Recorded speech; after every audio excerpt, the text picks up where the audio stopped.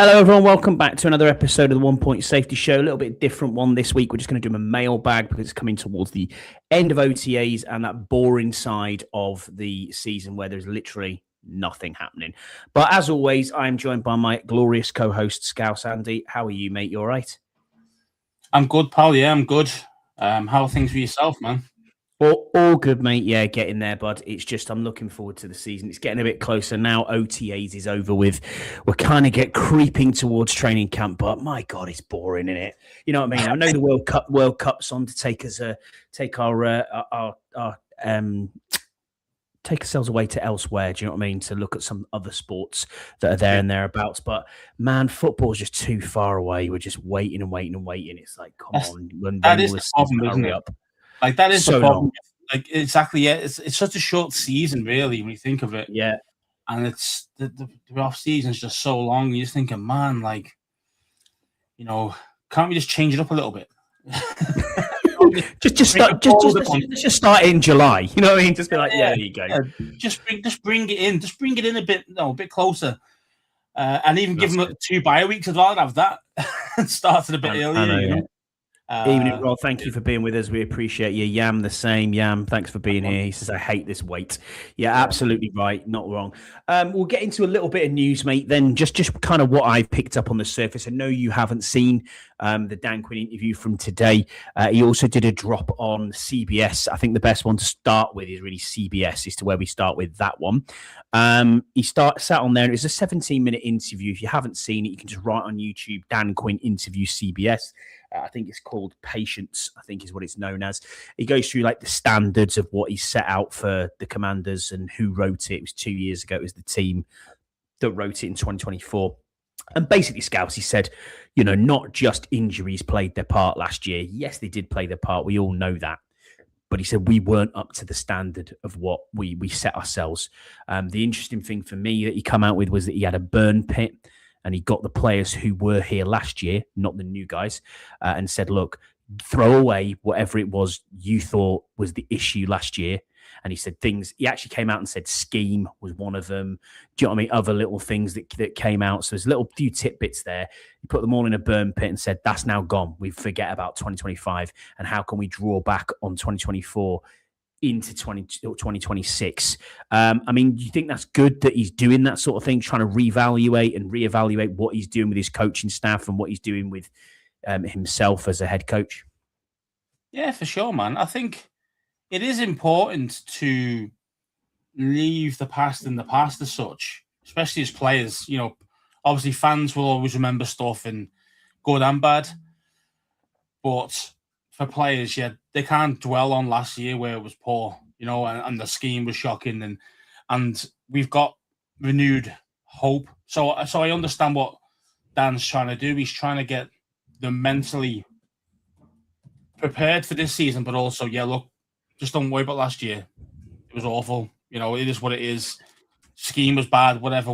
But yeah, we've got 2 different coordinators now. We've got different schemes going on. So, basically buy in this year, put 100% in, become that camaraderie team like we were in 24. Yeah, exactly that. And I mean, the other thing that he came out with on there and said was he went back and he watched film from 2024, the players that were here in 2024 and last year. He showed the difference. He said one of them was like a training camp video, and he didn't mention who the player was, but he said you can see that this is the standard of a hungry team and this is how we were running. He said, and then you look at it last year and it was the same player again, and he said, and you look at the difference in how they're training and how they're going through off-season workouts, and he said, the standard is the standard, and he said if you lose 1% in June, then you're losing 1% further in July. He said by the time you get to October, you've got a 5 to 7% deficit on what you had before. And he said, and that's the way that they've tried to explain it to the players, to say, look, when you get in deep into the season, that's why you're on a losing streak. That's why when you're not, and it's not as if they're not doing their job. I just think they felt more comfortable and they got it wrong. And whether that's down to scheme, whether that's down to coaching, I don't know. Obviously, we've got 2 new coordinators, so they must have believed it's down to coaching. But at the same time, I look at that and think, yeah, you're right. Injuries didn't help. But when people are, 7, 10, 15% off it, then that's where you're going to have a problem. We did, you're not expecting 8s and 9s out of 10 every single game. Players will have an off day. Every sporting player has an off day. But how key do you think that is to reiterate to the players that this is the standards that we expect? Oh, 100%. It's everything. There has to be standards that have to be met every day, every time you're in the film room, every time you're even just meeting up with each other. There's a certain standard there. And doesn't always have to be, you have to be like, the 10, as you say, you got to be 10 out of 10 performance-wise every single day. It isn't about that. It's about kind of, all that true common goal, and not just talk it, but actually live it, if that makes sense. You got to live that we want to be in the bowl next year. We've got to live it like we did in 24. Like we lived it. We lived it together. You could tell the difference in team morale, team cohesion. And as I say, we had probably in some areas, we probably had lesser players than what we had last season. And we were a hell of a lot worse last season than we were in 24. Now, obviously, it helps when you've got JD on fire. But, obviously last year he wasn't. To be fair, I mean, I always think of this. If you lose your main quarterback, you're always going to be, there's at least 20, 30% drop off minimum on your backup quarterback to your starting quarterback. At least, maybe even more. Or there wouldn't be a backup quarterback. Exactly. Yeah. I mean, of course, you give any backup quarterback in the NFL some time, they'll still kill you. You know what I mean? But as we know, there's levels to it. And there's one of them things where if JD's out for another 5-6 games next season, we're going to be lucky to win 1 or 2 of those games. And I'm not bashing Mariota. It just is what it is. Like, he's not the same level player as JD5, and that's understandable. You're not going to have a backup quarterback as good as your first team, your first starter. I think the last time I saw something genuinely like 2 high quality players at quarterback was when Drew Brees was at the Chargers. Before he went to New Orleans, and even then he left because he had that bad shoulder injury that people thought his career was finished. When he had him and Phillip Rivers there. I think that's probably the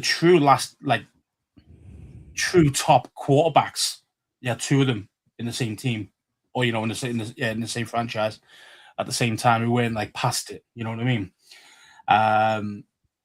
So just kind of feel. Obviously, like anything else, you keep your quarterback upright, you keep him healthy, you've always got a chance. Yeah, that's it. I mean, Dan Quinn came out again today. Then we'll move on from that CBS interview. Obviously, if you haven't seen it, go ahead and YouTube, have a look. CBS, Dan Quinn, very worthwhile your time of 17 minutes to watch it. It was a good interview. I really enjoyed it. He was also at the podium today, DQ, finishing off OTAs because it's finished now, not back till July, which is like, wow, what we're going to do for the next 3 weeks until they're back. I think it's 35 days or something that they're out the building, which is just like, oh, okay, this is not ideal in any way, shape or form. He name checked a few things, a few players, and there's a few bits and pieces that you got out of it, which is pretty good listen as well, actually, coming out of it. A couple of ones that were name checked with Charles Menahue, said he had a really standout OTAs. Also, one that you probably wouldn't have thought of, who is unheralded, is the international player pathway guy from last year who stuck around, TJ Magunrana, who is defensive end. Easy for me to say, I know. And also Rashad White as well was obviously talked about, especially in and amongst the backfield and the passing game side of the running back room. He said that he wanted to improve the running back rooms. The running back room was the one that he was most impressed with coming out of the off-season training camp because of how versatile it is. He was asked, is it an RB1 situation or is it going to be a by committee? He said it'll be RB1 at some times, which was, DQ can do DQ, man. He does it all the time. He's very good at saying a lot without saying anything. Which, that's kind of every politician's dream, isn't it? You know what I mean? But he's very much like that. He wasn't giving a lot away, but it's well worth a listen, like as well. I know you didn't get a chance to see it, but thoughts on these sort of players showing up and in non-padded practice? I mean, it's shorts and t-shirt. Yeah, I mean, I do find it a little weird how it works. You have a camp for like 3 weeks, whether it is 2-3 weeks, and then you're off for 3-4 weeks, and then you come back again and do a bit more, another 4 weeks or whatever, and then you're back again in August, and then see what I mean? It's kind of a bit of a weird one, and then obviously that's when the season kind of will start for teams, But I just find it weird that you get like these big chunks off. Now I understand like some of these guys are obviously not just sitting on the couch, when when it's like they got 3 weeks off from the team or whatever. But it's still one of them things for me. It's kind of a case of, I understand maybe the collective bargaining agreement may be part of it, that he can't train them continually throughout the whole year or whatever it is. But the thing is, I mean, I always think of it as like, mate, you're getting paid ridiculous wedge. Not everybody is, but I know what you mean. Not everybody is. Okay, yeah, but I mean, okay, but to be fair, even if in the practice squad, $200K a year, still pretty good money. Yeah. You know what I mean? I'd take it. Yeah, it's very good money. I'd take it to be like 90th on the roster. Do you know what I mean? Like, I'd take that. And all you got to do is be there all the time, like a full-time job. You know what I mean? Like, why not? Why wouldn't you? And I just don't like the way the NFL does that. Or maybe I say it might be a collective bargaining agreement thing that he can't keep them together for that amount of time. But I don't mean always continually train them on the field. I'm talking like just kind of say just being there, 9 to 5 or whatever it is, just like a full-time job would be when you're not actually having to practice or having to be at that gym, fitness freak level at that point. Do you know what I mean? So it's kind of you could be doing slow training, you could be doing calisthenics, you could be doing bits and pieces to keep yourself going. You could also be like looking at film. You know what I mean? You can walk through. There's lots of things you can do, isn't there? I just find it weird. I just find it weird, mate. It's kind of like. Sorry, mate, go on. No, I was going to say I do understand exactly where you're coming from and how you find it weird. I do too. If this is your official job, do you know what I mean? It's like that's my job. Yeah. I know. We keep harping on about soccer and stuff. Mm-hmm. The thing is that they get 3 weeks off a year, and that's it. If you're at the top level, yeah, absolutely. If you're a top level player, you are getting 3 weeks off, and that's it. You get no time off during the season. You get no time off. Okay, the season's longer. I get it. But the idea is kind of a case of they're getting paid maybe even more money than top footballers do, than top soccer players do. And it's kind of like, well, you're only there for half a year. Literally, you're there for half a year. But we're saying to everybody, oh, he's getting paid 20 mil a year. Well, is he? He's getting paid 20 mil for 6 months, really, if you think about it that way. But the way that works when you think about it in some respects is you aren't paid for what you're doing in the building, what you're doing in training camp, what you're doing in OTAs. You're not being paid while you're doing that. You're being paid by either a signing bonus, or you're getting paid through your game check. That's the thing. So your full year's wage is like if you said, "Oh yeah, I'm being paid like £1 million or $1 million over the 1 year period." Let's just say that $1 million is split up over game checks.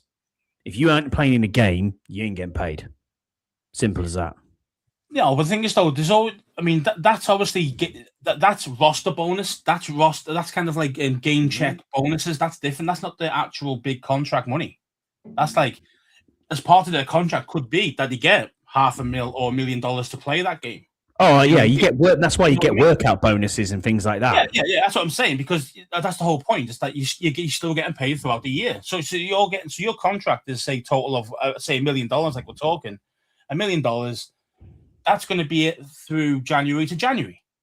You see what I mean? Like, yeah, and if you do well, or you might get a bit of an extra bonus if you do make the first team and you do start a game or whatever. You might get some extra bits. But your base salary is your base salary. And yeah, of course it is. Yeah, they have to pay you that. Yeah, they have to pay you that no matter what. So even so, that's what.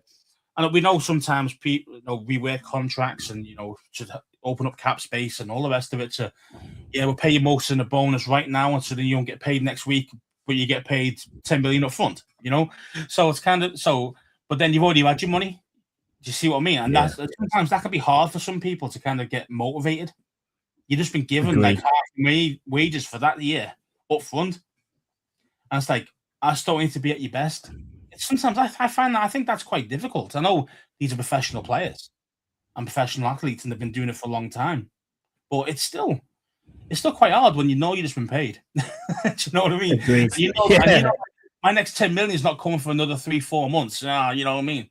You might take a few weeks off slack, you know, and it's just like, well, as Dan Quinn said, you know, if you go, you know, if you're putting in during the off season where you're losing 1% here, 1% there, 1% there, as you say, it ends up being 5 to 10% before the start of the season or mid season, and 10% against the other NFL players, you're going to lose, guaranteed. So, it's I mean, I know I'm not having a go at anybody. I'm just saying, like, that's just the reality of the football is really, it's just like difficult.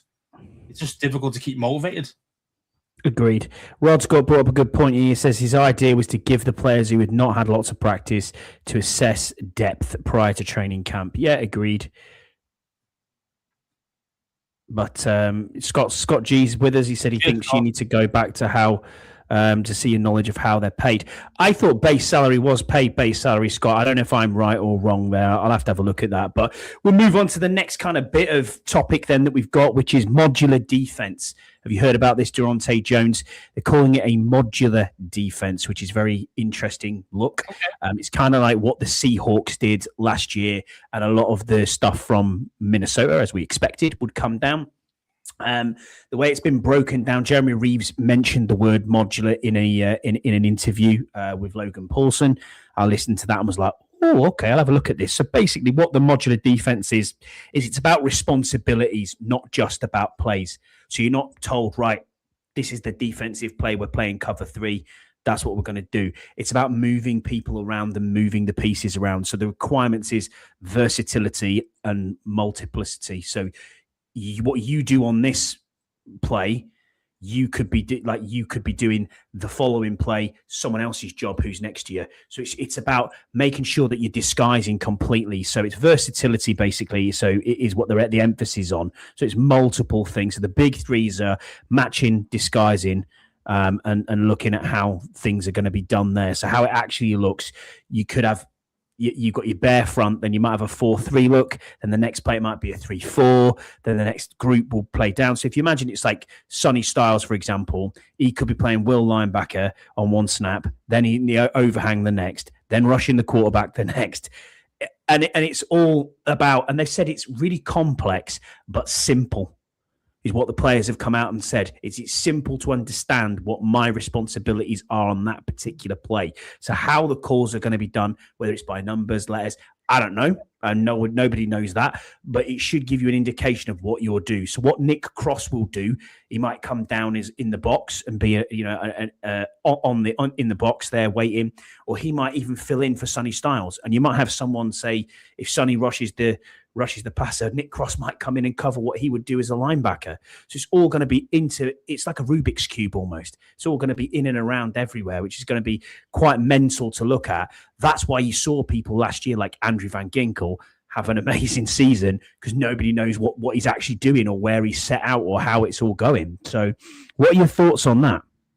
Yeah, I think that was one of the big holes when we first hired him as our defensive coordinator, because he has the same type of style as Flores, you know, where absolutely, his defenses are always very difficult to deal with because, as I say, there's a lot of disguise. There's a lot of like weird looks that they show, but the players know exactly what they're doing. But it confuses the quarterback / running back and also the offensive line. So it can, and I know that's all it needs. If you can confuse the quarterback, that makes it a hell of a lot easier for yourself on the defense, you know. So it's man. Yeah, I think I'm going to like it because you're not going to know where people are going to be. Even we're not going to look at it and we're going to go, "Oh shit, what's happening here? What's going on?" And it's not about that. And then also the responsibility then is down to the play caller, and the responsibility is down to the person who's on the field as well. So what your responsibilities might be on one play, what my responsibilities might be on one play, they might change. And then if you get halfway through and you think, actually, we really did well off that 4-3 look, right? Okay, we can go back into that base of 4-3, but we can flood the B gap. Let's just say, you know what I mean, and you can interchange it around what's happening, which keeps the quarterback confused, keeps the offense on the hoof, and that's it. It's like innovation, isn't it? Always, if you look at it, quarterbacks and offenses are always going to be the ones who are making the plays. They're dynamic. They're going to try and make them plays. But if you can confuse them and you can think, shit, I got no idea where these guys are playing. What are we actually doing here? I don't know what the call is. I don't know what the front is. I don't know where the safety is. You know what I mean? The things that the QB's checking, that they're looking for. If you can't work that out, that's why you have these defenses that are so good. If you look at, like, say, Seattle last year, Scouts, I know I'm droning on a bit here. I will let you speak. It's just when I get passionate, I'm like, oh, yeah, what about this? If you look at Seattle last year, they were a top 10, defense out in all-time NFL. All-time. Top 10. I mean, and Mike McDonald plays this system. It's, he has this weird... system that's there, flexible, and everyone's in and around. It's a complete hybrid. It's very, as you say, it's very fluid, as you mentioned, and to say it's smart and it's difficult, as I say, for a quarterback to read. That's the thing, because you can set it up in ways where if for two plays you might play a 4-3 and the certain one linebacker does the same move and the same run or the same coverage or whatever it is. And then the next minute you can play the same 4-3, and then all of a sudden that guy's doing something completely different. That's what has the quarterback off, and he's there to pick it off. So that's the difference. And when you don't have to change personnel to do that, it makes it a hell of a lot harder for the quarterback to read, because we all know that you give any quarterback enough time, they'll kill you. However, when they're confused about the coverage, they'll either make a mistake or they'll hold on to the ball that extra second longer to try and really dial down into the kind of play. And by that time, the guy's in his face. So it's and that's the thing. You see, that's why I'm looking forward to seeing it. I really do think it's going to be something quite nice to watch. An actual decent defense for a change. I agree with you, mate. Maybe we deep dive into this modular defense next week.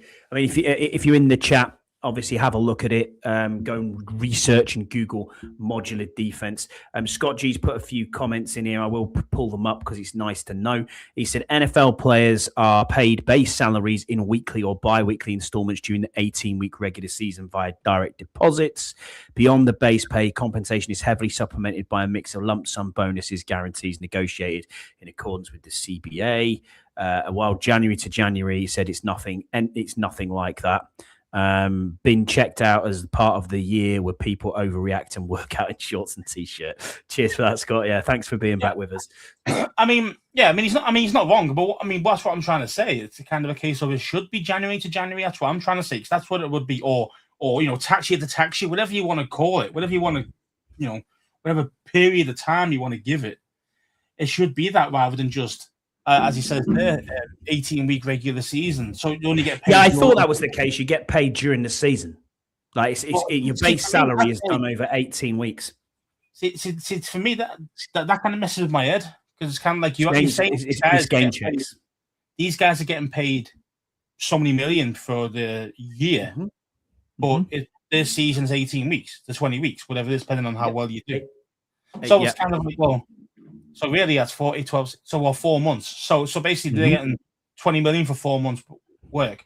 So these off-season things, then these OTAs, these other things, they don't get paid for that at all, besides workout bonuses. Is that basically how it works? Yeah, he said they get stipends during training camps. I don't know what stipend means. I think that's just a proportion of what you would normally get paid. So if you were a camp body and you get cut, I think it's about 20 grand. Yeah, it's a little bit of money that they'll get paid. It's almost like expenses, if you like, while you're there. But yeah, it is mandatory as well, as set out by the team and the CBA. Well, so it's mandatory. They're going to pay you. You know what I mean? Like, so this is why it is a bit weird. I mean, I bet you this is the only sport, and it probably it's very strange. Yeah, if you compare that to any other sport, it's very strange how they pay the players. Completely odd, because like. You're a footballer, as in like a soccer player, for want of a better term. Yeah. You are paid. You sign a 3-year deal with Liverpool or a 3-year deal with Carlisle or Hornchurch or whoever the fuck it is, right? You play. You sign that deal for whatever money it is per week. Yeah. You are paid that money per week at the end of every month. Your taxation is taken out of it by your employer from here through what we call PAYE, so pay as you earn, and the rest of it is yours to do whatever you want with. So at the end of every month, say you're on $2,000 a week, you will get paid 8,000 minus tax, whatever your taxation is on that. And that runs and a contract year in soccer is normally like a July to July. July to July, yeah. Works. 1st of July is when like the new contracts end. So contracts end 30th of June normally, yeah. So next year it's on.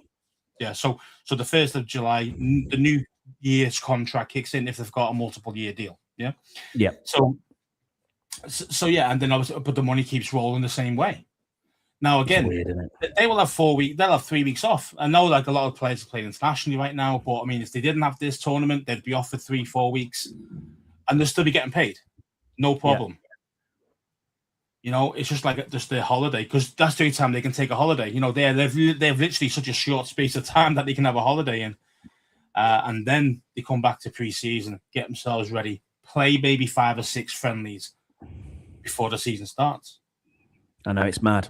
It's just totally different. It's very strange, isn't it? These guys just aren't. That's why sometimes these guys are trying to play it from week one. They're trying to knock the rust off themselves at week one in a game that, you know, every game matters more in the NFL than it does in the soccer match because you've got 45 to 60 games, depending on how well you do in the season and what tournament you're in.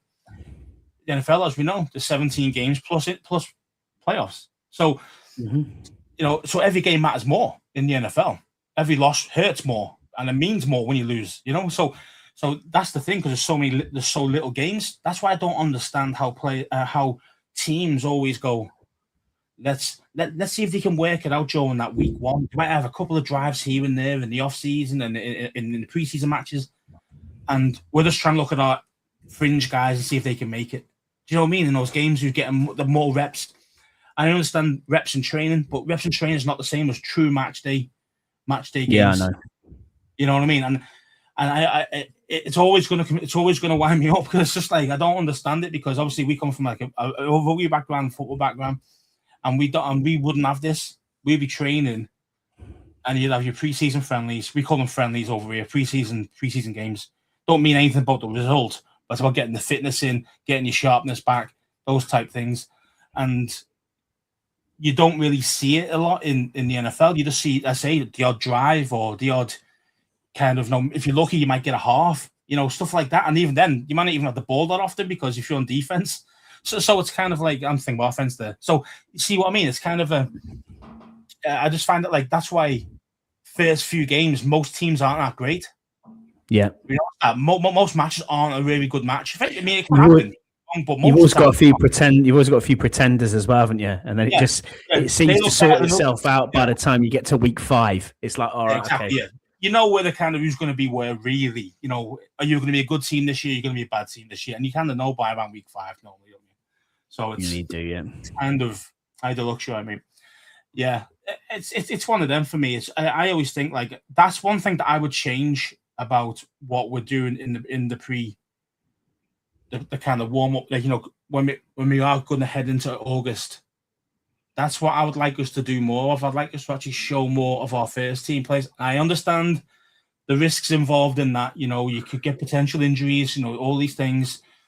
But for me, it's a kind of case of, well, you can't wrap them in cotton wool all the time. You got to give them that. And if they hit the ground running week 1, week 2, week 3, and we can be 3-0. Because we've started and we're sharp on day one of the, as in week 1, compared to other teams that are still kind of figuring it out because they haven't really got a lot of game rep time.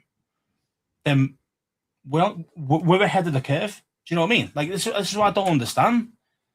I don't understand it. You know, I'd rather take. You know, I understand it from both arguments. I know someone come back to me and say, "Well, how do you know if this guy's any good, who's going to play in your team, as your 52nd man or whatever?" But the thing is, pre-season, as in the training elements, you should know from that. Your evaluation should be okay from there. You're seeing them every day in your camps when they're there, but you're seeing them there every day, so you know if they've got it, or you know if they haven't got it. It's all well and good looking good on a preseason match, but he's not going to make our team anyway. Well, what's the point in that? You see what I mean? Like, it's just a bit. Yeah, I do. Well, you speaking of that, for the teams and I get it for the player, but you're not really utilizing that extra game. You're not utilizing that to iron sharpen iron. Yeah, I know. I'd never understand it. Rod says it takes 4 games. Yeah, you're about right, Rod. 4 to 5 games, and then you're kind of there. You know where you are. Well, speaking of that, and good segue, Scouts, we'll get into looking at who's the 52nd man on the roster. We did it last week with the offense. This week, we're going to kind of not break down the defense. We'll do it properly, and we'll try and do a 53 breakdown before we get closer to the season, into training camp, etc. One thing I did want to mention before was DQ actually did talk specifically about Brandon Coleman in his press conference today as well. I forgot to mention that. And he said, obviously, Brandon Coleman coming out, straight out of the box, looking like sharp, looking very quick while he was doing drills. He said he is going to give him more left guard reps, so it'd be him and Chris Paul to look at, but he's been playing him at center as well. And he said eventually he did say he could be a good center. So he kind of let the mask slip a little bit then. And I thought, and Rod's talked about it. Shout out to Rod, who's obviously in our chat as well. He's talked about it a few times, saying that Coleman potentially would be center. There's a big gap there. And he mentioned it as well. He said, because someone's brought up center and said, what about the center battle and what about the kicking battle when he was talking to the media? And he said, the 3 guys at center. And I thought, 3? Who's the third? Is it like that Julian Good-Jones geezer again, who we never even hear from? And it's not. It's Brandon Coleman. So Brandon Coleman, Matt Golbin, and Nick Algretti are taking snaps. Do you think big Brandon Coleman's too big for being a center? I mean, it definitely sounds weird, but it helps to be a bit shorter as a center because it helps your quarterback out. That's what I mean. Yeah, of course it does. Yeah, because obviously you can see over you. Unless you've got a 6'5" quarterback, then you might be all right. You can look over you still, but in general, yeah. I mean, it's you normally want to be a little bit smaller, a little bit wider, those type of things, as a center. But Coleman probably is a little too big. But as I say, the guy's versatile. But I just don't want to. Sometimes being versatile is a good thing, but then trying to make somebody retrain into a new position, they've got to be at the level required to be able to do that. Do you know what I mean? Not just because you can stick anybody anywhere, really. Do you know what I mean? Like, a lineman, you're big lad, you can play in the center. Okay, yeah, you do that because you haven't got to move too much. You're fine. But that's not the game. You know what I mean? Like, it's about how good your snaps are. Can you read the defense themselves, call out the protections, etc., etc., etc. Now, I know quarterback does that as well. However, but a lot of times the center does it.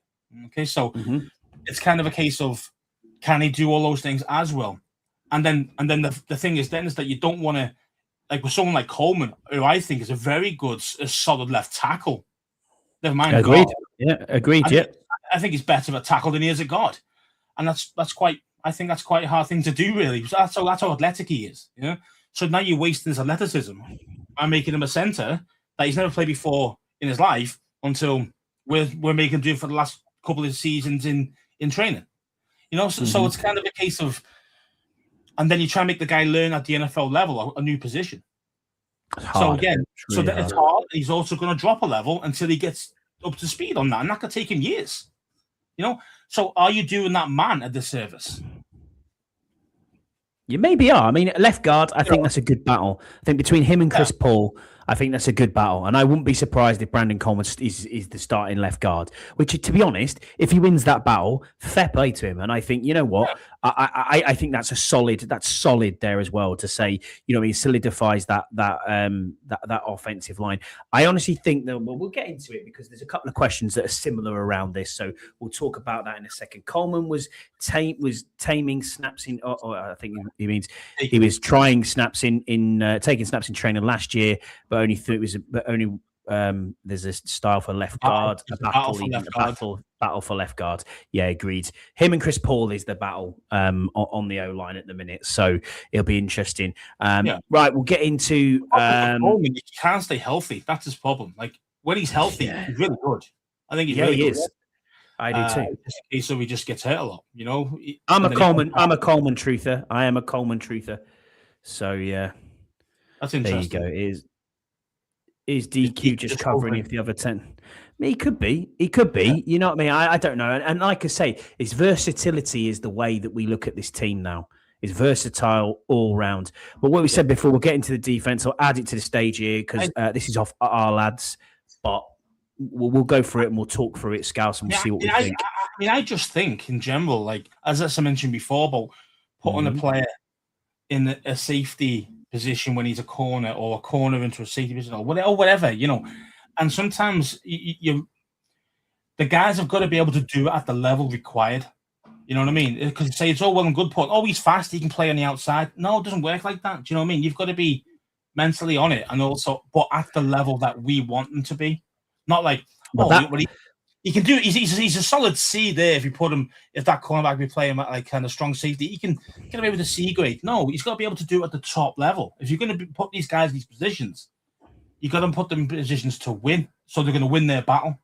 You know what I mean? That's my thought. So it's nice to have this hybrid system. Nice to have these kind of different looks. But these guys have got to be able to do it at the level required as well, not just let's just do the system, see how it goes. You know what I mean? Yeah, I agree with you. But I think if you're down to responsibilities rather than having true positions and having true like play calls, I think that works. And if it's easier for them, it's less time to process, then I'm all for it. We've got to give it a go, haven't we? I'm all for it. He's come out as this teacher, and Daronte Jones is a really good teacher. If he can teach this defense and it works, you don't have to necessarily have an all glory A grade team. I mean, let's be honest, even if you just take it on paper, and we'll go through it in a second with this, if you take it on paper and you look at what we brought in the offseason, you see you literally can't be 32nd again. You just can't. So there you go. Right, let's have a look at where you shouldn't be. Yeah, let's have a look at where we are here. So we have Javon Kinlaw at D end. We have Charles Omenihu and Dietrich Wise Jr. I think all three of them are making the roster without even a question. Tim Settle, DJ Davidson, not sure who he is. Shai Tuttle. I think them two could be on the way on the bubble. Jerome Payne at DT, Jazon Newton, yes. Ricky Barber, no. And Jeffrey Umba, nope. Don't think any of them two are going to make it, Ricky Barber or Jeffrey Umba. Adufe Owe, Dorrance Armstrong, Javonte Jean-Baptiste, Andre Carter, and TJ. I can't even pronounce his name. He's the international player from last season. I'm not sure who makes the team out of that. I think Javonte Jean-Baptiste might be on the bubble, and I think the other two are probably going to go 4 and 5 there. Yeah, do you like Baptiste? Did you like Baptiste? But I'd say last year he got hurt, so again that doesn't help him. He's a good practice squad candidate for me. Yeah, I think he's got some talent. You know, it's just a case of can he stay healthy? That's another problem. Yeah, so Will linebacker, we've got Leo Chanel, Defo, Frankie Livu, yes, Kane Madrano. I don't even know if he is it. what is he? Is he a Will linebacker? Sure. I don't know what he is. I'm not seeing him play. I just don't know what he's about. Yeah, we know he's a linebacker, but what type? We don't really no idea. We know he's fast, okay. But we haven't seen what he's about, you know, and that's why it's hard to throw him as a Will or a Mike or whatever, you know. So it's yeah. Mike linebacker, Sonny Styles, yes, 100%. Jordan McGee, yes, makes the team.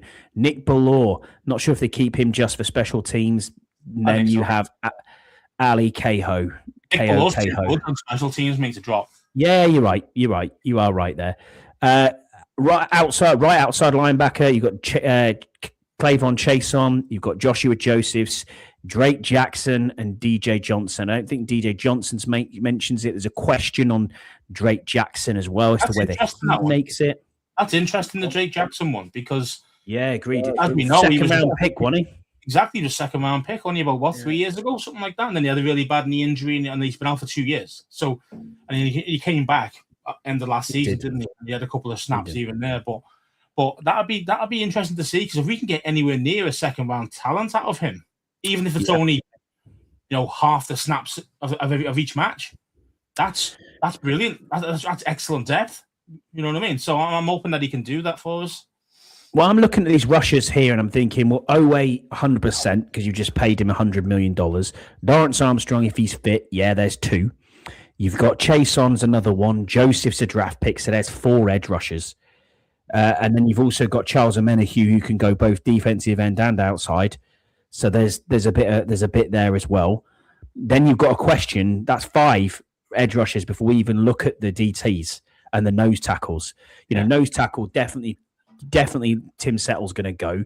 You're definitely going to have Deron Payne. You're going to have Jason Newton. Them 2 are definitely there. So there's 3 straight away. And it's like, hang on a minute. Dietrich Wise is definitely probably going to hang around. There's 4. How many are you keeping here? I think I had 9, on what would be the front 7.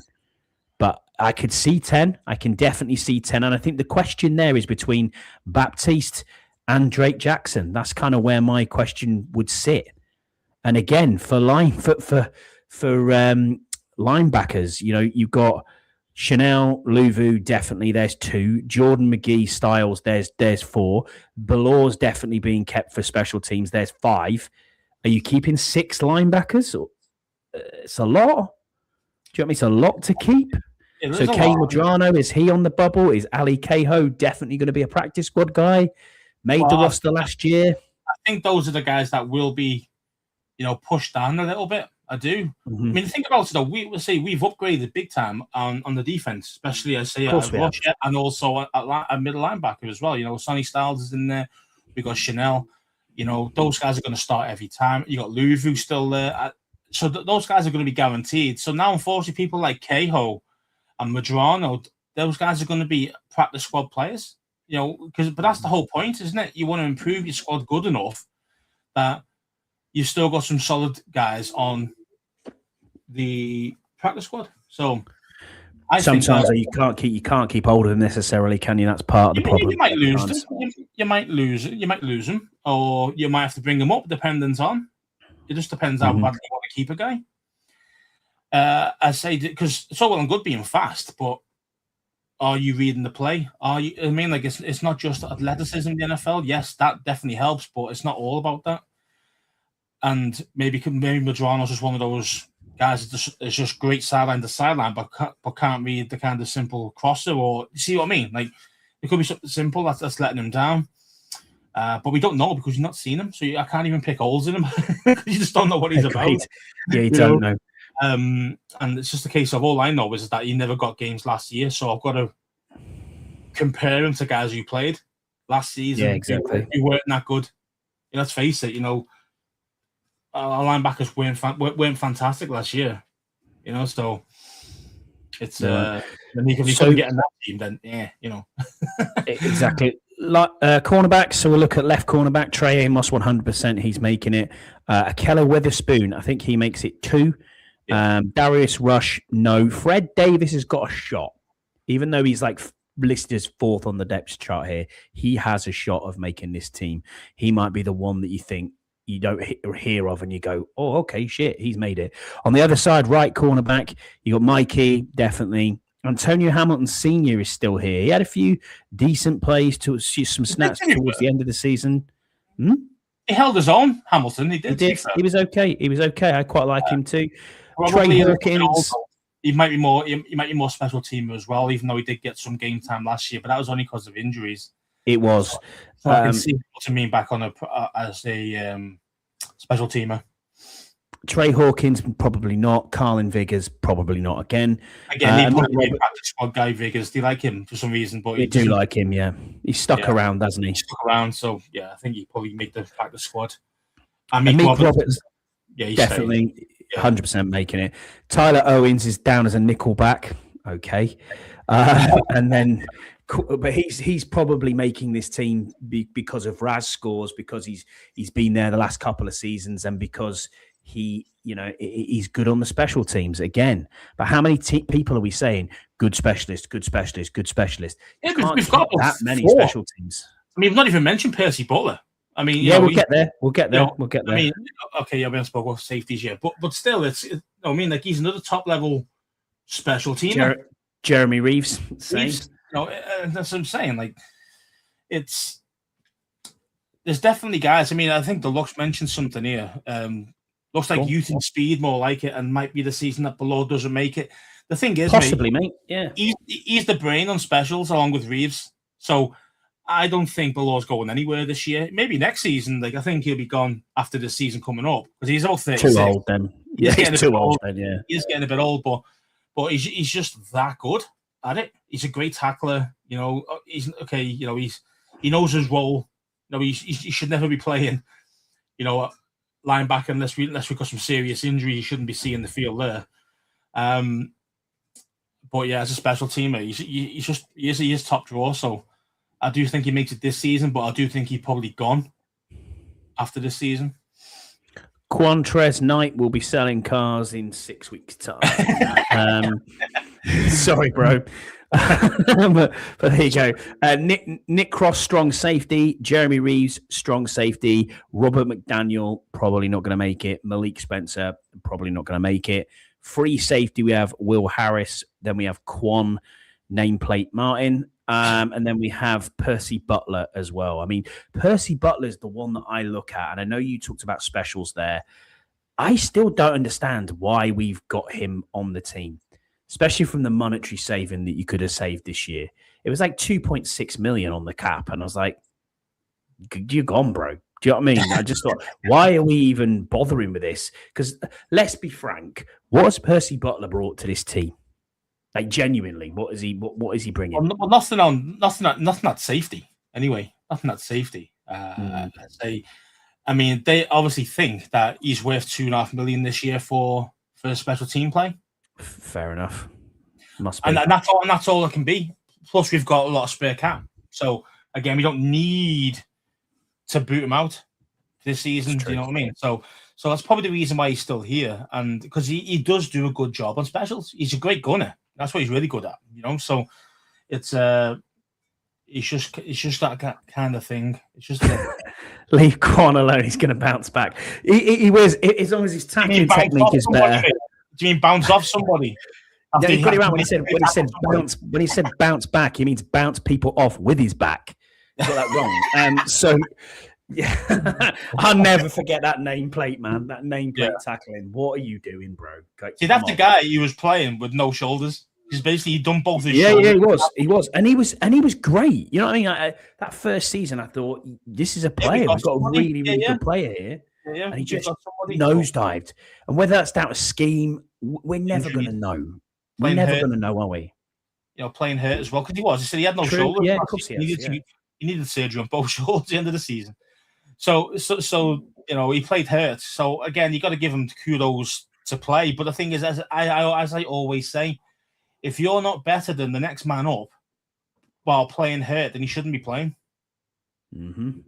Does that make sense? So yeah, if he's playing with like rigid no shoulders because they're both knackered and both need surgery on, and he can't tackle for shit because his shoulders are knackered, and then the guy underneath is actually playing at a better level than him, even though he's not technically as good. But because his levels dropped because of his shoulder problems, that guy should play and Martin shouldn't play. You shouldn't be playing guys off names because they're hard. Do you know what I mean? And they're playing hard. You know what I mean? It's like, no, you've got to produce when you're on there. There's no point in you being on there if you can't do what you need to do. The only time this works, playing hurt, if your guy is like all elite player and he's still playing hurt and he's still better than the backup you've got. Do you know what I mean? And that's the only way these guys should play when they're playing hurt. Otherwise, you should be off, and the backup guy should take over. Give this guy a week off or whatever it is. See if he can get back for next week. That's what they should be doing. But it doesn't work that way. As you know, these players all want to play every single snap, every single minute, even when they're hurt. Because I'm fighting through it for my team. But the thing is, you've got to be able to produce at the level required. You know what I mean? And if you can't because you're hurt, then you shouldn't be on the field at that point until you're healthy again or healthier again that you can do it. That's my take anyway. Rod says, I think Quan didn't trust the shoulders. Let's see how he is in training camp. And Deluxe, I'll put yours up again. He said, I played safety with a bad front seven play. It sucks. You second guess coming up or dropping back, getting flat footed. Mate, playing safety or corner in the NFL is horrific. It's horrific. Playing everything backwards. Sometimes it can be one step the wrong way and then you're toasted. You know what I mean? Like, it can be as simple as that sometimes. Yeah, of course it can. You know, it's especially when quarterbacks are looking at you as well and looking for the weakness, and you know that you're the guy that will probably make a mistake, so I'm going to keep throwing the ball near you. You know, because they pick on players, don't they? Sometimes of course you've seen it even with Seattle. You know, I can't remember the top cornerback. Never went anywhere near him. But the second guy was getting thrown the ball all the time, just because he's not as good as the other dude. You see what I mean? And then you've got to be able to prove that you can handle all those balls getting thrown your way, and then he goes somewhere else. Then, but if your guy can't do that, you're going to get toasted. You know, so that's the problem. Well, don't forget, everybody, while you're here, don't forget to like, subscribe, do all those good things for us. We've got a lot more likes, so the algorithm's kind of picking us up at the minute, which is great. Oh, nice. But please try your best to get us to 300 subs. If you want to tell your gran, tell your cat, tell your great aunt Maud, you know, go out there and tell them we're World Cup fevers here. So spread the word, spread it everywhere you can. Please, mate, let us get to 300. We do this just out of the goodness of our heart, and we appreciate you all in the chat as well. But we need to get to 300 because it's, you know what I mean? It's been a long time coming, Scouts, hasn't it? I'm seeing people who've been on for like a year going, oh, I'm at 8,000. Oh, I'm at 10,000. and I'll be honest with you, it's a grind, man, especially when we're at this time. You know what I mean? Maybe we should do what others do and just ghost it for a few months and then set it back up again. Hey, yeah. I think about it as well, and you know, I think those just start ugly mugs, mate. I just don't think people want to look at ugly face. I mean, you know, I wouldn't want to look at my face if it wasn't mine, you know. To be fair, it's pub chat here, isn't it? So we might as well just talk about like two blokes in the pub. I think that's what I like doing anyway. Like talking to friends, you know what I mean? Like, and that's what it's about, the community we have, and obviously just talking to yourself. And you can always disagree. It doesn't. We're not here. We're all fallible. We all disagree with each other. We all have opinions. Opinions like arseholes. Everyone's got one. Do you know what I mean? Yeah, exactly, man. And that's why. And this is why I like to do it the way like our style is. You know, it's more laid back. It's more informal. It's more just kind of two lads chatting down a bar. Yeah, as you said before. You know. So. Yeah, it's not in your face like some social media content creators, shall we say. Anyway, it's not I Show Speed or fucking Janky Rando here, whatever. Yeah, the thing is, they've got millions of followers. I don't know. I know. So first question, we'll get into the questions, which is what this show is about. It was a mailbag episode, but we went on a long time, which is cool. I didn't think we'd have anything to fill an hour, so that's why I kind of thought we'll do a mailbag. But the first one is from Rod. He sent me this on Wednesday, so fair play, Rod, getting your question in earlier. He said, "Morning, Scott. So here is a question for the pod. For as long as I can remember, a continual theme for us in the pod has been our lack of depth in the roster, as was proven last season. So going into mini training camp and later training camp, do you think we've genuinely improved the depth of this roster?" The second part to this is, given Keim's report on potential scheme and Revo talking about modular scheme, which we just talked about, which I think means less of a base concept and numerous variations like Coach Gibbs did, then this scheme can elevate players' performance. What do you guys think? Well, the modular side, Rod, I think we've covered a little bit. Do I think we have enough depth? I'm not happy with everything. And you're never going to be happy with everything. Scouse is never going to be happy with the offensive line as we get 5 elite fucking studs on the front. You know what I mean? But it's never going to be the same. I just need good enough. On my level of good enough is like it's all pro. It's all pro. You know what I mean? You know, if you're not an A-rated player somehow, it's not good enough. Because end of the day, for me, the most important thing in the NFL is to protect your quarterback. That's just facts in my book. You can argue either way, but you know, if you've got an elite quarterback, you want this guy healthy through the whole season, and he can tear teams up. End of story. So if I've got guys I'm worried about on the line, that means I'm worried for my quarterback. You know, so that's all it's about. I'm not trying to be harsh on guys and whatever. I know there's guys I obviously know. You might come across like I'm a hater to them, but it's not about being a hater. It's just like, you've seen these guys before. You've seen them for multiple years and in different schemes, not just ours. They've played for the teams before. They ain't that level. They're not the A level player or the B plus player. No, they're like a C plus at best, and that's not good enough when you've got £70 million quarterback per season behind you. Yeah, that's what he's going to be when his contract comes at the end of the season. Yeah, $7 million. Yeah, he's going to be $70 million. So that's the problem, So you got to make sure that yes, you got to pay this dude, but you've also got to have guys who can truly protect them at virtually all times. That's the whole point. And I think you'll be surprised on the offensive line. But as going back to Rod's question about depth, prove me wrong. I will. I hope you're eating crow by the middle of October, mate. I really do. Hey, if we're 10-0, and JD's looking ridiculously good, and you're getting hit, yeah, I'll start eating crow. No problem. 10-0, Jesus. 10-0, lads. 10-0. But that's what I'm trying to say. It's kind of like make sure my doesn't get hit, doesn't get whacked all the time.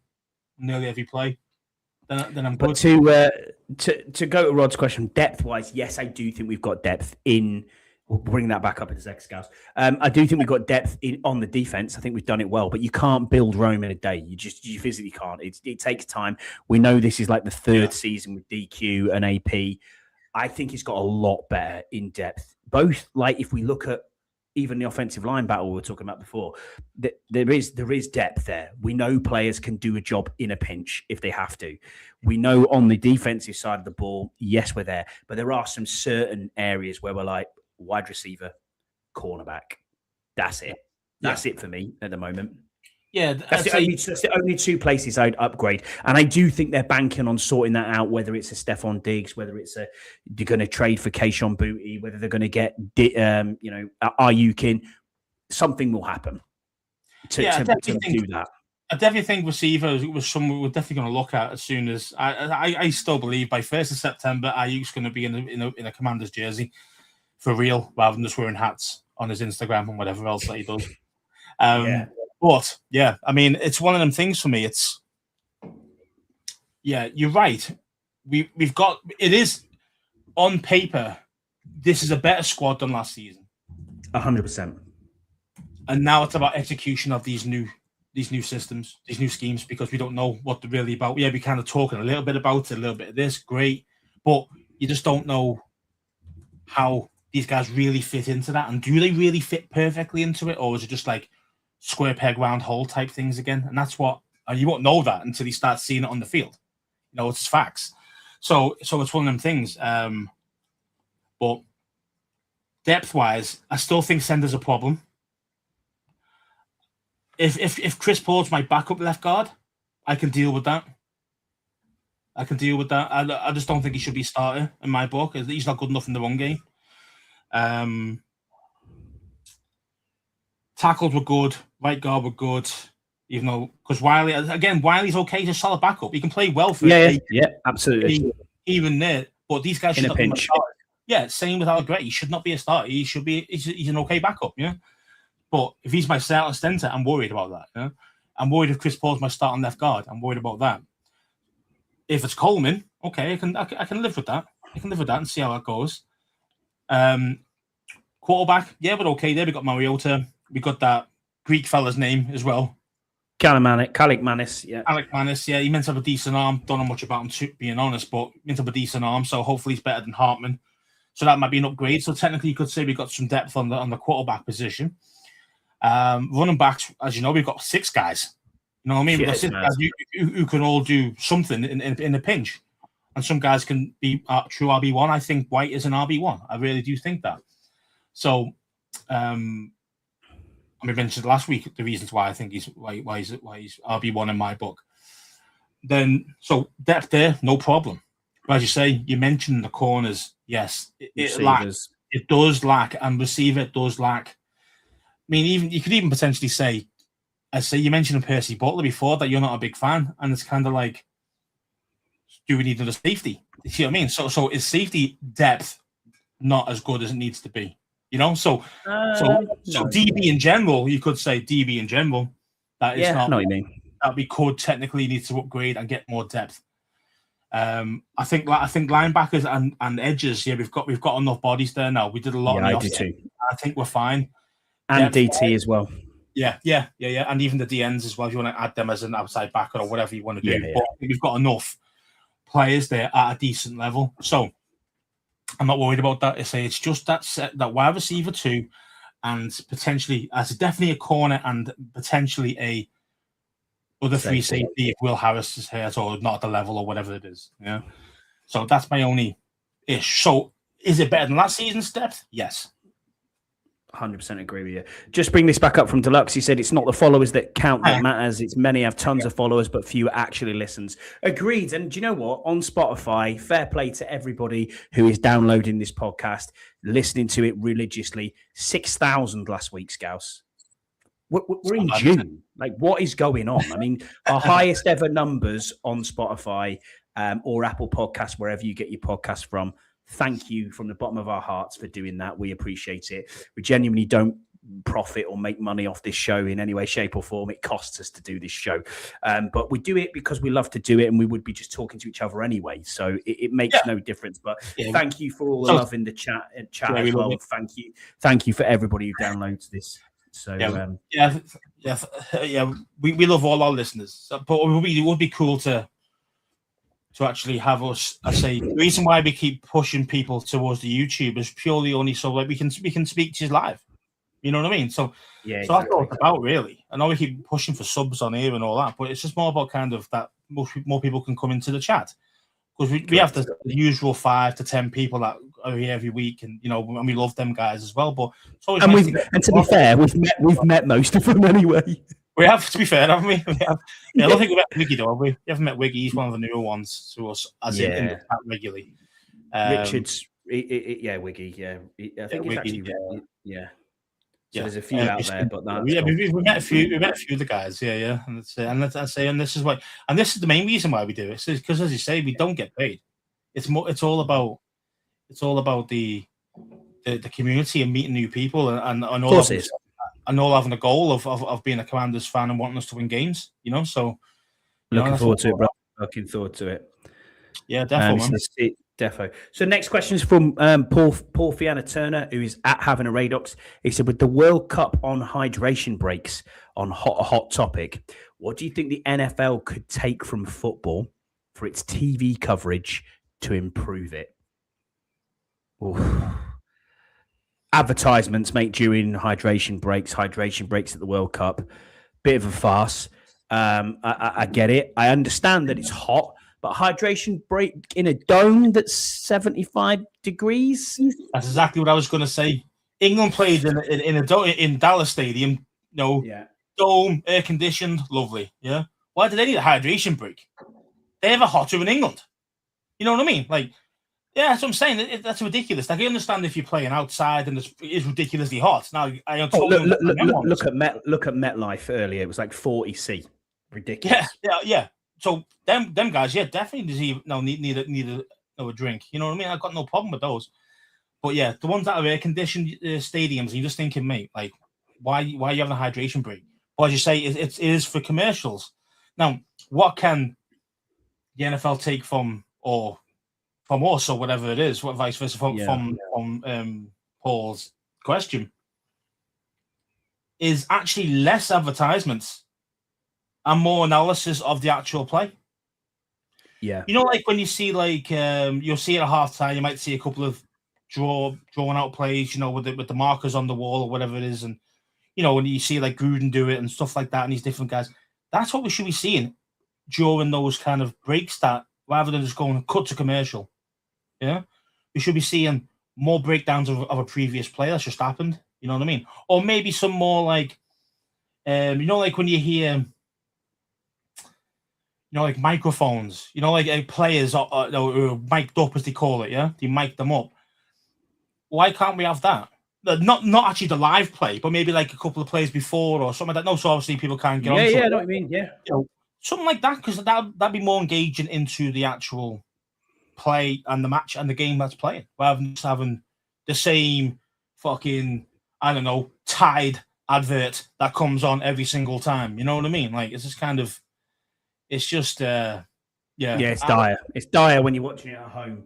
I mean, I get it if you're at the game. If you're at the game, it's a bit different.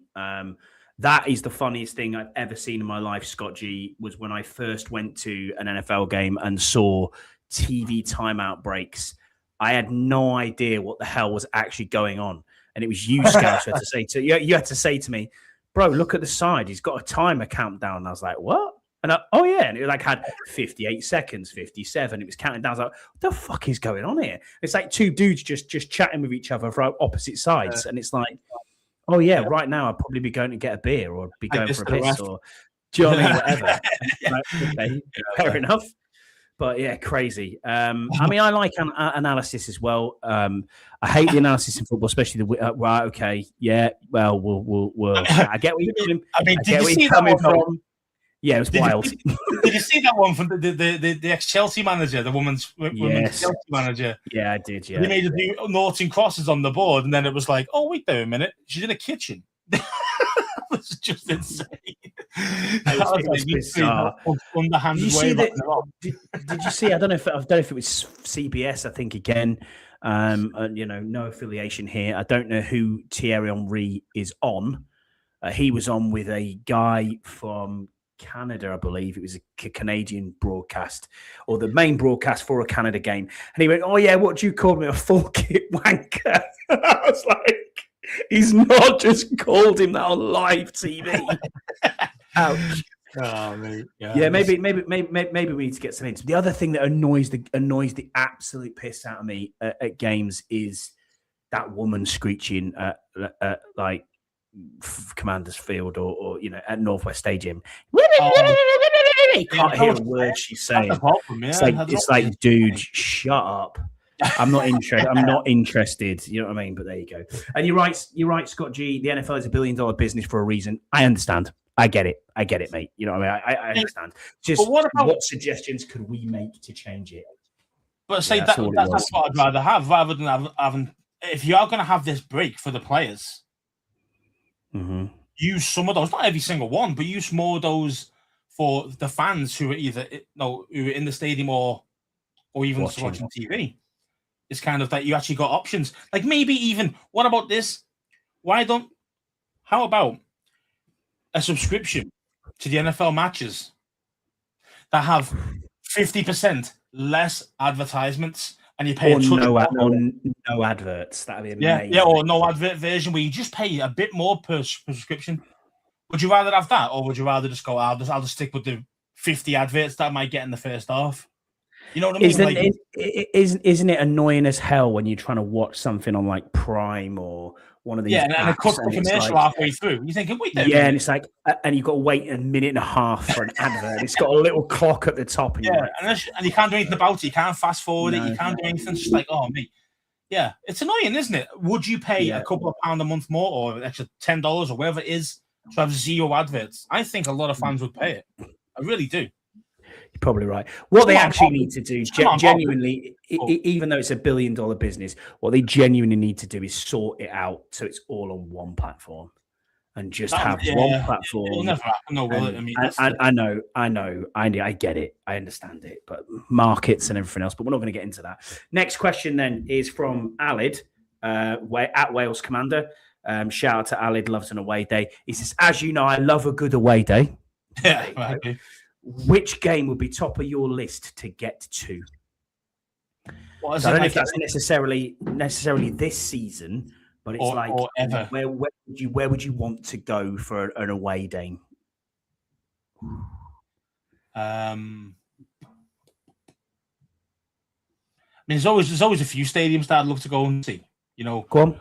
More the newer versions as well. But one of them would have been Green Bay. But obviously we've been there, not to watch a game, but we've been to the stadium. So I'm gonna take that one off. But because of the history, the heritage, Green Bay is a big one. I'm gonna have to say Dallas because I want to go to a Dallas away game. I just want to go to a Dallas away game against us. I'd love to see how that goes. Maybe got to throw down with the hands. Who knows? You know what I mean? Mm-hmm. And then I'm probably looking more towards the West Coast. Then I'm probably looking like Seattle. Seattle because of how loud it can be. I want to know I want to experience how loud that stadium actually is. Because everyone goes on about decibels and stuff and the world record and all that, but I want to hear it firsthand, being there live. That'd be great. And also then you're looking at your LA, SoFi, is it? SoFi Stadium. SoFi, yeah, I'd love to go there too. And then probably the Vegas, and then the Raiders Stadium in Vegas. They're probably the ones that probably would really like to go and see, because they're obviously brand new, state of the art, and all the rest of it, and plus and hopefully nice places. Yeah. Steelers look a rough crowd. I think I'll pass on Pittsburgh. RFK 2.0 will be louder, he says. Well, yeah, once that's built, that's another one, and maybe the new Buffalo Stadium as well. That'd be weird. It's starting. It'd be pretty cool. Yeah, it's getting nearly built, isn't it? Is it at the end of the season? The start of the season is ready. Start of season, it's ready. Yeah. That'd be quite nice as well. Has that got a dome? The new Buffalo? No, it's outdoors. No. It's outdoors. Yeah. Yeah, I mean, if I would stick it. I'd keep it that way as well, because the weather can make a big difference for them, as in they're used to it. You know what I mean? Evening, Jesse. Thanks for being on with us. 10 foot of snow and all that. Like, playing games. Yeah, definitely. That shit. Nobody else is. There you go, chat. Put it in the chat. Where would you can have one NFL stadium on an away day that you can go to. You can have sideline seats. You can have all the seats you possibly want. Wherever you want to be, best view in the house, all that sort of stuff. Where you want to go as an away day? Rod said Lumen Field, Seattle. I get why. I understand why as well. I know you've got affiliations from Laura, but tell us in the chat, where are you wanting to go? Yeah, Scott, I'm gonna go to Minnesota just on the off chance that you're gonna be there. Well, you're not gonna miss Scouts, let's be fair. But waiting out there, cracking your knuckles for 7 hours. SoFi, yeah, we mentioned that one, Jesse. Definitely SoFi. Deluxe, in person. Yeah, they probably. Yeah, I think they are. Yeah, we know some nice Steelers fans as well. Oh. Deluxe put a question into us. He said, "Before that, mate, go on, mate. Quick one for you. What about like the worst stadiums? Because everyone says we're the worst. We're not the worst. So, what other stadiums you think? Oh my god, I just would hate to go there for whatever reason. Either it is a bad stadium, or maybe it's the fans, i.e. Philly, that are fucking dickheads. Maybe it's that, or what? I'll go into. I've got two that come off my head straight away. I don't particularly want to go to Carolina. I think that's quite a poor stadium, as in it looks quite shit. Tennessee's very similar as well. The Titan Stadium's not the best. I think they're up there with us. Nice place for it. Isn't like Nashville? Yeah, Tennessee's a great place, but like as in the stadium's pretty bad. But I think my overall one is New York. I don't want anything to do with New York. It's a soulless bowl of shit, and I don't want to go there. Yeah. And the World Cup finals go in there. What is that about? Jesse's exactly right. He says Tennessee and the Panthers are awful, which is exactly what I just said. And it was in the chat. I'm bad teams as well, so that doesn't help. It is, yeah. What about you? Where's the worst one then? I think Philly, just for the fans. Yeah, I get where you are. I mean, if I went to a Philly game, I would have to go tooled up. Do you know what I mean? Like, I'm not even messing about. It's Millwall away. Yeah, exactly. Yeah, where's your tool? What fucking tool? Yeah, one of them. Yeah, that's what I'd be doing. And fair play to Tony who went to the fucking championship game and sat there on his own. It was like, just take quiet. Take some balls to sit on your hands for that long, man. Yeah, and get rinsed by all the fans continually. Yeah. But they're just dicks, aren't they? Like every time you see any videos of Philly, pre-game, post-game at the ground, they're always bullying other fans. Like just bullying them. It isn't like it's not a fun atmosphere to be at. You know what I mean? It's really not. You know what I mean? It's like, well, I understand rivalries. And teams should hate the other team, but you shouldn't be like abusing other fans like that bad. You know what I mean? Like as you see from Philly fans always throwing down, swinging at people and stuff like that. And you're just thinking, and even when they win, they destroy their own city. What's that about? You know what I mean? Like absolutely stupid, man. Yeah, Deluxe that one. Yeah, I know. Yeah. Wow. Never again. They were pissing in the circular sinks. I mean, that's just the kind of level of Philly, like the fans that Philly are. Do you know what I mean? Like, that doesn't shock me. That doesn't shock me at all that happened. It's man. It's even though the stadium might be all right and stuff, I said, unless I'm going for a big time scrap, I'm not going to Philly. Deluxe, he put a question to us, actually. He said, players are switching between the depth field and starter field this week. Would you say this is similar to elevation and relegation? Discuss.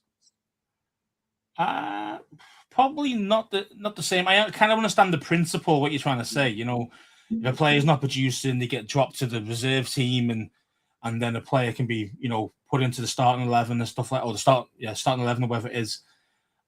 On you know, the playing with the starters, for example, etc., etc. So I mean, I understand what he's trying to say, but it's not the same because that's about a player. It's not about the team. Like relegation of a team, you're in a different league then, and it lasts a full season minimum. You know what I mean? Like you're playing in a lesser division, getting lesser money, lesser crowds most of the time. You know what I mean? Which means lesser wages for you because you've got to take a pay cut to stay there.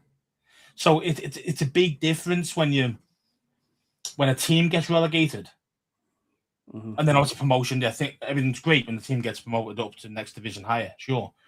But as a player, it's a little different where it's more fluid as a player. I think like if you have bad form, yeah, you can be left out, but then you can always come back quite quickly, you know, in a couple of games or whatever it is.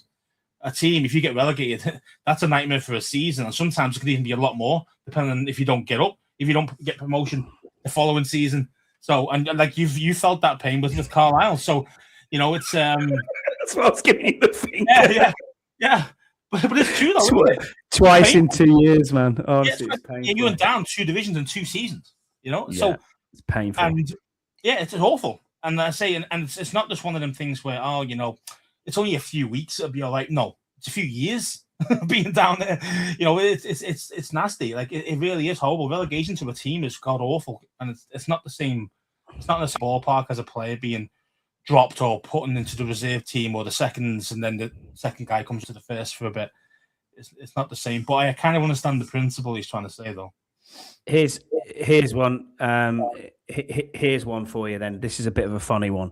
He said it's from the Podfather at the Burgundy Zone. Go over and watch the Burgundy Zone. Kyle pops one into it. If you have to pick one Commanders player to help renovate your house, planning, blueprints, and install, who would it be? Wow. It's interesting. I mean, you'd obviously say Jayden, wouldn't you? Because he can process things quickly, blah, blah, blah, blah, blah, all that sort of stuff. But I don't think it is. I need someone who's got a decent strength, who's going to install stuff, who's going to know what to do, can read blueprints quite quickly, can read something, and then planning. So they're going to have to get it done quickly, and they're going to have to know and understand things. I'm going to go Sonny Styles. I want to go Sonny Styles here because I think he could. I think he could do it. I think he could process things quite quickly. I think he could do things. He could, you know, he's strong. I was thinking Tunsil. Oh, great shout. Okay. Yeah. Why? Tell me why. Why Tunsil? Well, because he's an absolute unit. You know, he'd be able to lift anything up that I need him to lift. You know what I mean? If I need to get wardrobe in here, get up the stairs, lad. He'd do it on his own, no problem. You know what I mean? And he's also gone. You know, he could probably reach the roof on the ceiling with his own hand without getting any ladders up there. So yeah, I paint the ceiling there, bro. You know what I mean? Like, I mean that guy could do it all, man. And plus, he reads defenses quite well. I mean, you know, with an 8-foot wingspan. Yeah, exactly. Get in the shout in the chat. If we put the wallpaper in one goal, couldn't he just go pop? Cosme 100%. Rod also says Cosme. It's like, okay, fair play. Cosme it is. Great question. That was quite funny, that, actually, to be honest. But I mean, yeah, I'm thinking about quickness of speed and who's gonna do things. It's like, okay, someone's a sub-5, mate. What more do you need for renovating your house? Fucking, he can pick me up some scaffold poles, though, can't he? You know what I mean? So it'll be all right. Yeah, man. Yeah, go back to Deluxe's question. He said 2 literal scouts. He said elevating relegation by day keeps competition going. Right, okay. I'm going, yeah, and then Deluxe says he's going to go Tress Way. Longest tenure player, knows how to make the place a home. Oh, I like what you did there. Yeah. Richard Cameron, who is at Mr. Richard Cameron, shout out to him. Good to see him. He says, couple of questions for you boys. Which offensive and defensive player are you most looking forward to seeing in action this season, and why? offensive player, I'm probably going to look for Chig. Yeah. I want to know. I want to know how good he is, because everyone goes on how good he is with Yak. Mm-hmm. So I want to see him look electric in this offense. So I'm looking forward to seeing what he can do. I think he's a different type of tight end to Ertz. Now I understand Ertz is way older. He's got no speed left. I get that. But I mean, he's not just a possession tight end. You know what I mean? Like, you can actually get the ball, make a guy miss, and go all the way. That's exciting. That's electric type of tight end. So I want to see that happen. So I'm looking forward to seeing him play. On defense, I'm probably going to go with Chinell. Oh, you love that signing. You loved that signing the minute it was there. Probably my favorite free agent signing, being honest. I love Leo Chinell. Great player. I say, he's ridiculous on the Raz, but I mean, I wanted him before Kansas took him in the draft. I really wanted him, and I was upset when he went there. But yeah, man, top level competitor, can play multiple spots, ridiculous athleticism, can tackle as well. Not just one of these guys who misses tackles. You know what I mean? When he hits you, he wraps you up. Can blitz as well. I mean, he's got everything as a linebacker. So, I'm looking forward to seeing him play for us and see what our system's got in store for him. Yeah, I'm going with the two I've got. Offensively, I want to see Ben Sinnott. Actually, weirdly enough, I know it sounds stupid. I want to see how far he's come and how he can be used in a new system. What we're going to do with him. Is this it for Ben Sinnott? Is it done? We talked about it enough over time. So I want to see how he progresses. Then on the defensive side of the ball, I want to see Amit Robertson's my other one. I want to see what is he going to be like as a corner, as a nickelback. Is he going to come down in the box? Is he going to be playing a bit of safety? Is it going to be multiple positions? How is he going to be utilized in this team? Because he played multiple positions last year for Detroit. So we know that's there, but what has he got to bring to this team? And is he good enough to keep, say, a Mikey and Trey Amos or one of the other out of the team? Or do we go with all three? Is he definitely the starter that we thought we were going to bringing in? Because he was not a heralded signing. We all looked at it and went, okay, not sure. And he was the first signing, wasn't he? He was the first signing. We were like, what's this about, this guy? You know what I mean? And the thing is that, yeah, he's versatile, but he's only versatile because he basically had to be. Because he had loads of injuries on the DB line.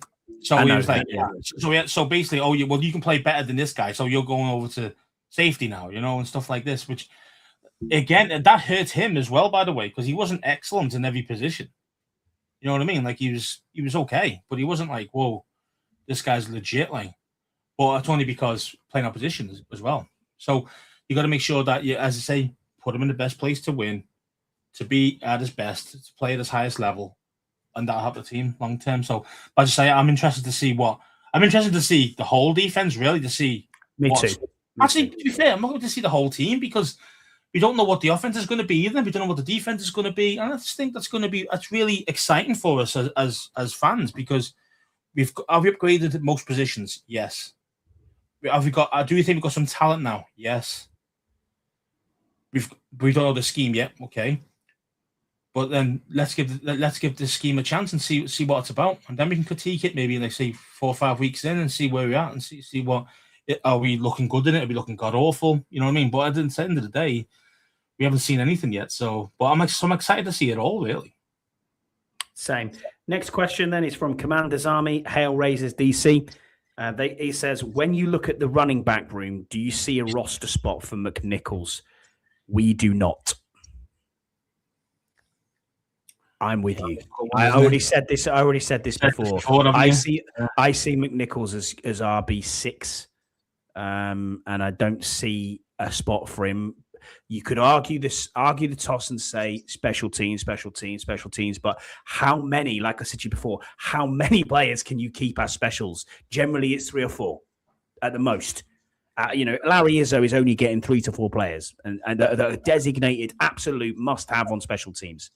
Yeah, but everyone seems to have this role on special teams. Luke McCaffrey, Jalen Lane, so a lot of these Tyler guys Owens, a lot of these guys have got multiple. Like they got practice. They got specials, and they've also got opposition who actually play in the position. You know what I mean? Where Revo, yes, he played safety, but to be fair, he did what he could for us last season. He should never be a starter in the league, but he's a great special team player. I love having him around. So you shouldn't really see him on the field unless, say, barring loads of injuries, which we had. Let's be honest. So he's never let us down. No. He's always given everything. He's always tried to lay the wood as well. So you can respect that. You just know that he's got limitations, because at the end of the day, if you didn't, he would be a starter, wouldn't he? You know what I mean, for both teams. So you can't have a go at him for that. You give it his best. You know what I mean? That's all you can ask for. And then you've got so if we're saying we've got 4 designated running backs, 4 designated practice squad guys. How many special teams guys? Special teams guys, you mean, or practice squad guys? Yeah, how many? Yeah, so you said we've got 4. You said purely special teams only. Yeah, so I'm going Tyler Owens, Nick Blough, Revo, and are you going Butler or are you going McNichols? See what I mean? So, because they're both pretty solid on specials. So it's kind of like, okay, then do you take the risk of having all of them, but then knowing that McNichols is going to have to be your RB3, for example, which he's done a decent job for us before. I don't think he gets anywhere near RB3. I don't even think he's RB5.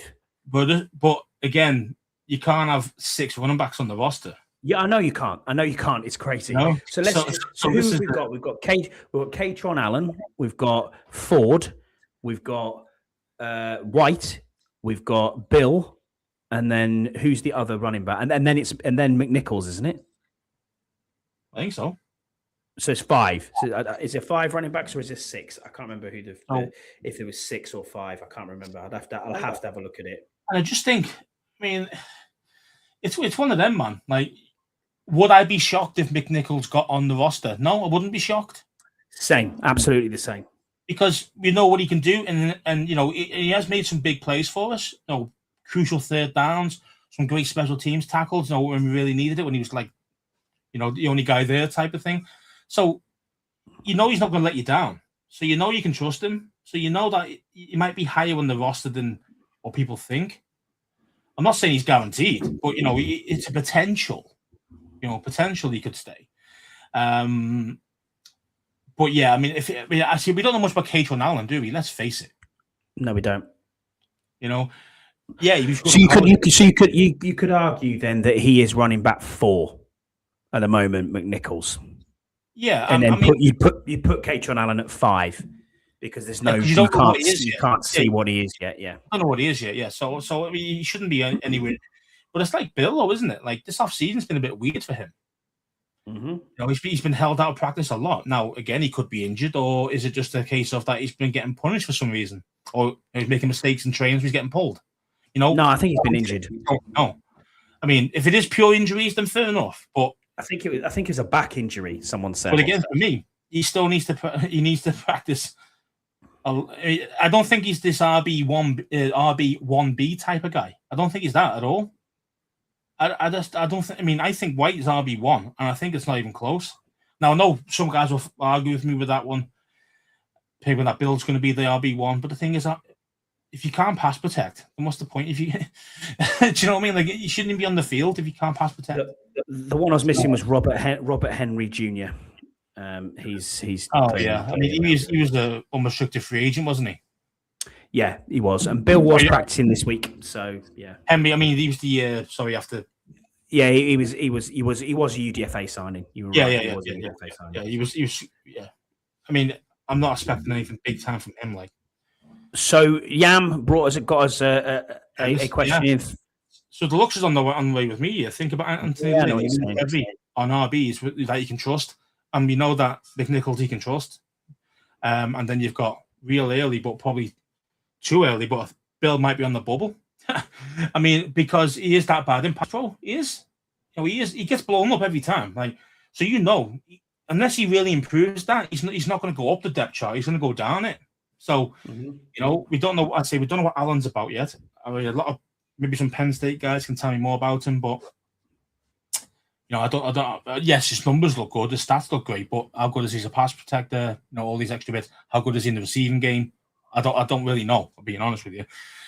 So someone can enlighten me. That'd be great. But yeah, I mean, so I don't know where he fits in the RB system at the moment. Is he a 3? Is he the 4? Is he the 5? See what I mean? Like, because I just don't know what he is. But it's a tough one, man. I think he's definitely on the bubble. I mean, you just don't.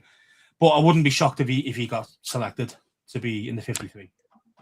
Yam, he put a question into a shout out to Yam. He's still in the chat. He said, "Do you think that Jayden supposedly lining up more under center will help his play and help keep him healthy, or do you think that this kind of thing doesn't matter? Also, who do you think that was underperforming last year will make a leap this year under Blough?"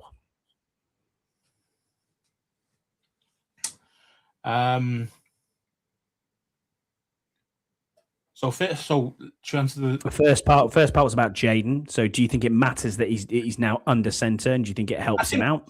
I think it does. I think it. Well, I don't know if it helps him at this moment because he's still getting used to it. It feels quite alien to him still. He still mentions it recently that he still needs to learn the playbook, and that's like a lot of things under center. So he's never done that in his career up until a few sparing snaps last season. So again, he's probably out of his comfort zone there. He's used to playing out the shotgun quite a lot. So does it matter? Yes, as a team, it does matter because you can do a lot of different things if you under center. Say the play action pass, as long as you got a decent run game, the play action pass can be really, really useful for us, really effective for the deep shot, which is what Jayden's good at. So those things. But you can only really do that really under center. You can't do it. You can't really do it because if he's standing further back, it's more like an RPO thing. Then it's not the same type thing. So for me, I'm all for it. I'm all for it being under center, and he will. The more he does it, I think the better he's going to get it. It's obvious, and it's just a matter of time and reps and just getting it right, get the handling right, make sure you can take the ball properly from the center right every time. Stuff like that. So. And who do you think will improve the most under David Blough? Do you know what? I'm actually going to say Terry. Ooh, great shout. Because Terry's been used a lot in all different positions this time. He's not just been staying over on the outside boundary on the boundary. So, he's been used across the middle. He's been used, the opposite side than what he's normally used to playing. So, and I think if you can get, and they've already mentioned they're going to try and get him 10 targets a game. So, more target, more volume, moving around multiple positions. I think he's going to have. If he stays healthy, he's going to have a really good season this season, Terry.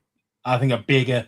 Last season we know that he had a down year, but he was hurt for half of it. So, you got to give him half a pass. But I do think that if he stays healthy with this system and what they're going to try and plans with him, I think he could be right up there again with real big numbers next season. Agreed. Right. Final question is from Command D's Nuts, just your average fly guy. He said, "Afternoon, gents. Can you all each give me a long shot you hope thrives and makes the team this season?" Oh, good question, man. A long shot. It's hard, isn't it? Because I mean, maybe I'm going with.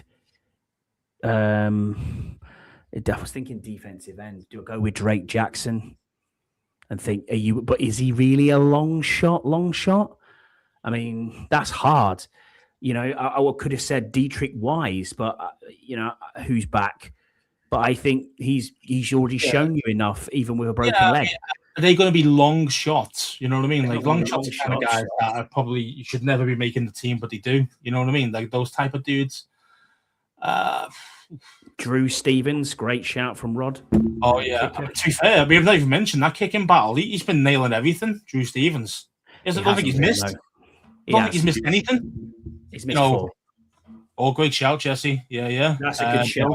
Chris Hilton on wide receiver. Yeah, that's a great shout.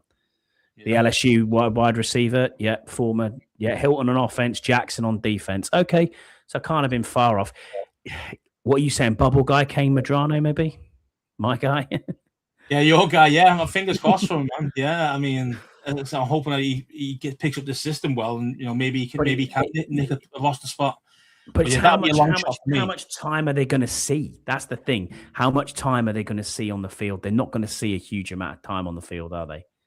And that's the hard part with these guys. That if you're going to give these guys a chance in first team reps, that's where you're going to see what they've got, really, because that's the guys you're going to hope that if they do make a roster spot and they do get some playing time on the field, as in the main games, the regular season games, they're going to be playing with, I like to think, the other firsts.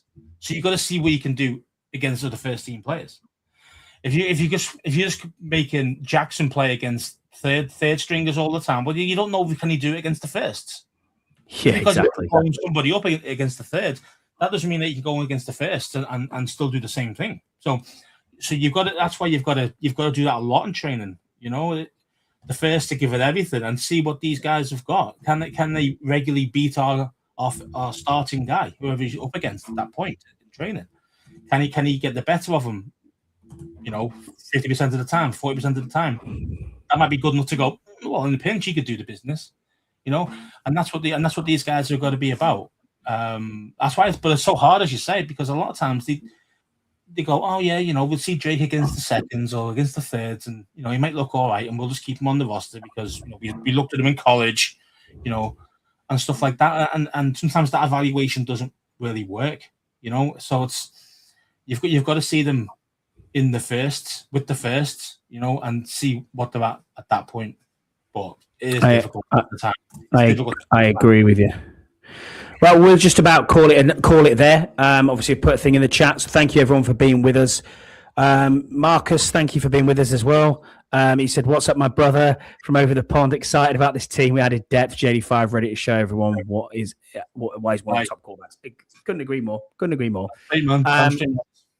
But thank you for joining us for the last few minutes. We appreciate you being on. Don't forget to like and subscribe and do all them good things. We will be back next week. We'll try and find something, Scouse, because a month of no one even in the building is going to be tough to get anything out there to talk about. But we'll find something. There'll be something in the depths. They'll hire some sort of I don't know, strength and conditioning coach or a new dog or something like that we'll talk about. But yeah, man, we'll get there. Thanks, everybody, as always, in the chat for being with us. We appreciate you, and we'll catch you again next week. Bye.